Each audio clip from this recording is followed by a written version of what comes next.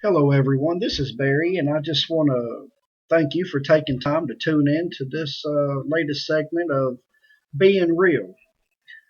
Just want to share something quick with you, something that I came across while reading in the book of Deuteronomy the other day.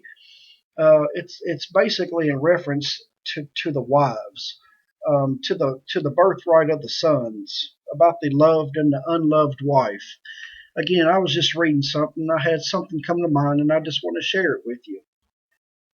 In Deuteronomy chapter 21, verses 15 through 17, it says, If a man has two wives, one loved and the other unloved, and they have borne him children, both the loved and the unloved, and if the firstborn son is of her who is unloved, then it shall be on the day he bequeaths his possessions to his sons that he must not bestow firstborn status on the son of the loved wife in preference to the son of the unloved, the true firstborn.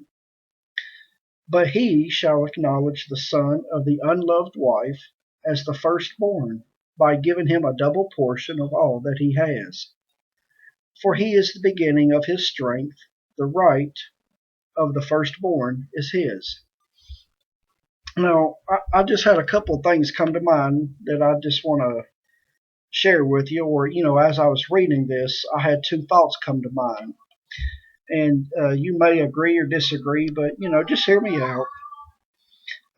My first point, you know, in reference to Abraham, now he was the father of Isaac by Sarah, okay? And Ishmael, as we know, was his son by the maidservant Hagar. Now, Ishmael was the firstborn by rights. We know this because it's recorded in the Bible. In a sense, Hagar would fall under the category of the unloved wife. Now, I'm sure that Abraham loved her, but not as much as he loved Sarah.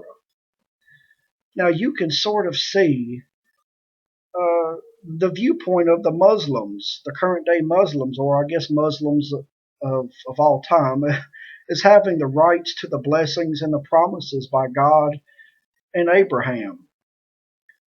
The Ishmaelites did become prosperous, and many nations came to be from them, from Ishmael, and God had a plan for them. Now, now this is not a Judaism versus Muslim debate, but this was just something that came to my mind while I was reading the Torah or the Old Testament the other night. However, this would be a good topic for another time for a more in-depth study. Even though that Isaac is the one that got the blessing through Sarah, Ishmael was blessed as well. But God had a plan, even though he came from the unloved wife. Secondly, in reference to Jacob, who was the son of Isaac, the son of Abraham, who would later be called Israel, and also he's the one that the 12 tribes of Israel would come from. Now, Jacob was married to Rachel and Leah, as we're told. Now Rachel was his true love. And again, Leah was his wife as well, but she would probably fall under the category of the unloved. Now Reuben came from Leah. She was, I mean, he was the blah blah blah. I can't even talk. He was the legitimate firstborn, again by Leah, the unloved wife. Now Joseph, he was the firstborn of Rachel, and Joseph played a huge role later in scriptures, but it says that Jacob loved Joseph.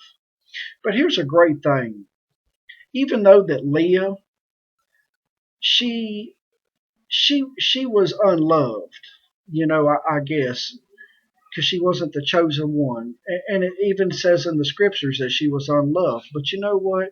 God had a plan, and it would be through Leah's womb that two of the most important characters in the Bible would come. Through her son Levi, which would later become the Levites, they were a priestly people. And namely, I just want to point out Aaron and Moses came from that lineage, that bloodline from Levi, the Levites.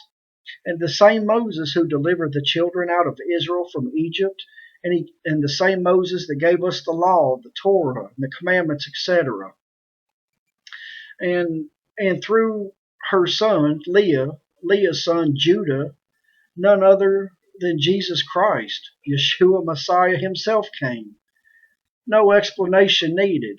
We all know what our Lord did and how important he is in our lives and in the history of Christianity and Judaism and the history of the world for that matter. So, in short, this is a great thing. Even if you come from an unloved situation or you are a product of the unplanned, well, guess what? God has a plan for all of us, and great things are in store for us. So I just wanted to share that with you. That's something I was just reading and a thought that came to my mind. And again, thanks for tuning in to this segment of Being Real. May you all be blessed and just be a blessing to someone in need. Have a great day.